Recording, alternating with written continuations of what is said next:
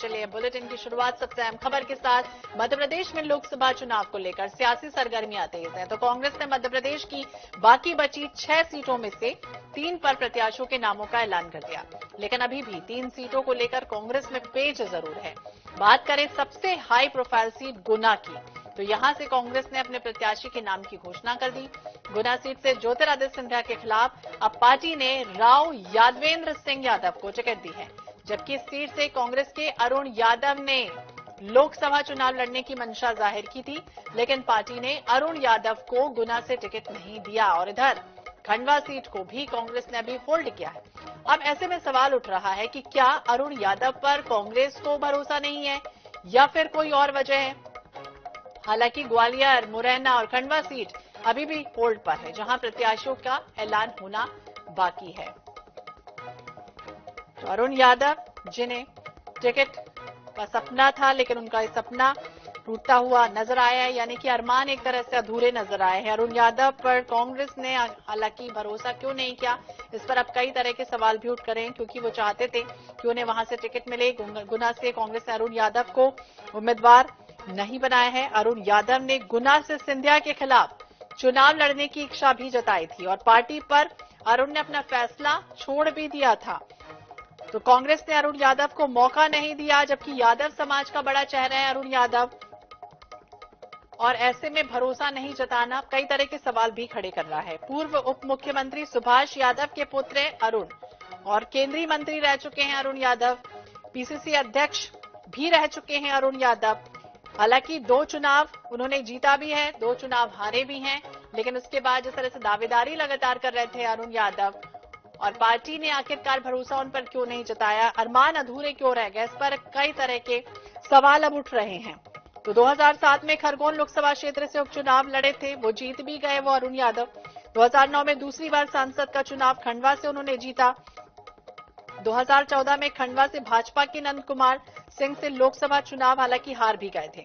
और बुधनी से, यानी कि 2018 का वो वक्त था जब उस समय पूर्व सीएम शिवराज सिंह चौहान के सामने चुनाव लड़े थे, हालांकि हार भी गए थे, लेकिन तमाम दिग्गज हैं, इतने बड़े नेता हैं, पूर्व केंद्रीय मंत्री रहे हैं, लगातार वोट अपील भी करते रहे हैं कि पार्टी उन पर भरोसा जताए। हालांकि हाईकमान पर उन्होंने वो फैसला छोड़ भी दिया था, लेकिन उसके बाद भी भरोसा ना करना कहीं ना कहीं अब कई तरह के सवाल भी उठ रहे हैं। और सिंधिया के खिलाफ चुनावी मैदान में उतरना चाहते थे गुना से। हालांकि बीजेपी के प्रत्याशी ज्योतिरादित्य सिंधिया, अब राव यादवेंद्र सिंह पर भरोसा जो है वो जताया गया है, लेकिन हालांकि उन्हें टिकट क्यों नहीं मिली, इस तरह की बातों का भी जिक्र किया गया है। तो यादव समाज का बड़ा चेहरा, पूर्व उप मुख्यमंत्री सुभाष यादव के पुत्र अरुण यादव केंद्रीय मंत्री रह चुके हैं, पीसीसी अध्यक्ष भी रह चुके हैं, और उसके बाद भी उन पर भरोसा ना करना, क्योंकि अभी तो तमाम ऐसे दिग्गज थे जिन्हें चाह रही थी कांग्रेस पार्टी चुनावी मैदान में उतारना, लेकिन वो आगे नहीं आ रहे थे। इसके बाद भी अरुण यादव जब आगे आ रहे थे तो उसके बाद उन्हें टिकट नहीं दी गई, उन पर भरोसा नहीं जताया गया। हालांकि अभी खंडवा होल्ड पर है, तमाम ऐसी सीटें हैं जो होल्ड पर हैं अभी, और उम्मीद कर सकते हैं कि क्या कुछ हो सकता है, लेकिन फिलहाल अरमान जरूर अधूरे रह गए।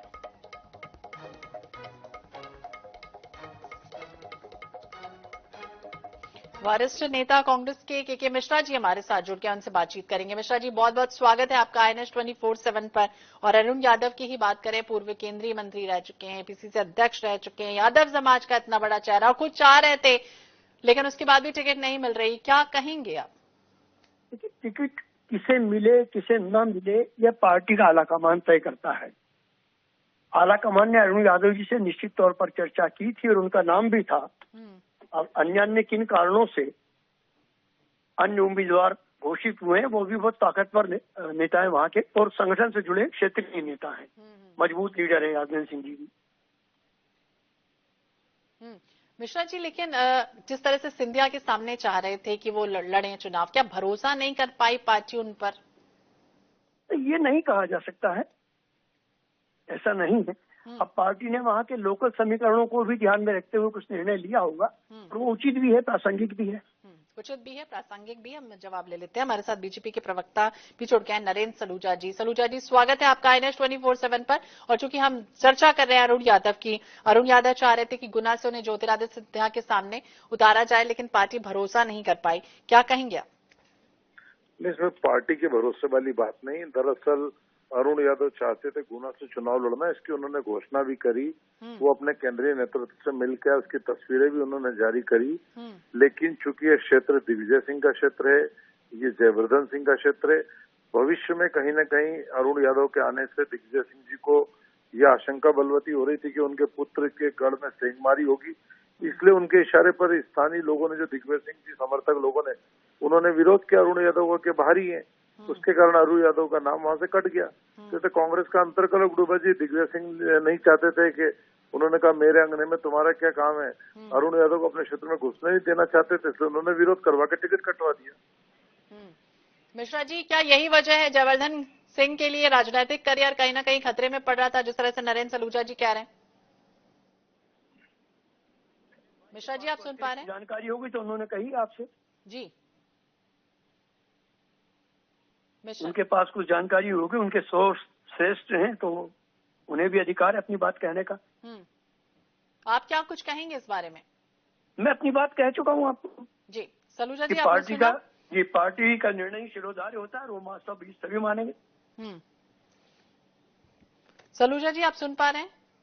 मिश्रा जी कह रहे हैं मेरे सोर्स सही है, और मैंने जो भी कहा है मैंने पुख्ता प्रमाण के आधार पर कहा है। मेरे पास इस चीज की पूरी पुख्ता जानकारी है कि दिग्विजय सिंह जी समर्थकों ने अरुण यादव का विरोध किया, उनके चाहने के बावजूद उनका टिकट कटवाया। मेरे पास पुख्ता प्रमाण मौजूद है इसके। मिश्रा जी, कहीं ना कहीं सिंधिया के सामने चुनाव लड़ने को किस तरह से देखें? क्या अपने आप को बड़ा नेता मान रहे थे सिंधिया के मुकाबले, इस वजह से चाह रहे थे ऐसा कुछ? नहीं, क्योंकि उन्हें खंडवा से नहीं लड़ना था, तो उनकी प्रायोरिटी दूसरी गुना थी। अब जो भी पार्टी निर्णय लेगी। पार्टी तो निर्णय ले रही, लेकिन मध्य प्रदेश में ये भी लगातार बीजेपी आरोप लगाती रही कि दिग्गज हैं, चुनावी मैदान में आना नहीं चाहते। तो दिग्गज है और आना नहीं चाहते, तो ये प्रश्न तो भाजपा का मुखबिरपूर्ण है। यदि आना नहीं चाहते तो उन्होंने सहमति क्यों दी थी? सलूजा जी, आपका काउंटर कुछ कहना चाहेंगे? लड़ना ही चाहते थे तभी तो उन्होंने सहमति दी थी ना। नहीं, अरुण यादव चुनाव लड़ना चाहते थे, हम तो कह ही रहे गुना से लड़ना चाहते थे। उनकी पहली प्राथमिकता ही गुना थी, लेकिन अब पार्टी ने गुटबाजी करने उनका टिकट काटा। वो तो लड़ना चाहते थे, इसलिए उन्होंने आगे होके केंद्रीय नेतृत्व से मुलाकात भी करी, खुद इस तरह के बयान भी जारी हुए कि अरुण यादव की इच्छा, वो तो लड़ना चाहते थे। ठीक है, बहुत बहुत शुक्रिया बातचीत करने के लिए नरेंद्र जी और मिश्रा जी का भी INS 24/7 पर। अरुण यादव के अरमान अधूरे रह गए या खंडवा सीट फिलहाल होल्ड पर है? क्या कुछ होता है आने वाले समय में, स्थितियां स्पष्ट रूप से हो जाएंगी, लेकिन भरोसा कहीं ना कहीं ये कहा जा रहा है कि कांग्रेस जता नहीं पाई पार्टी।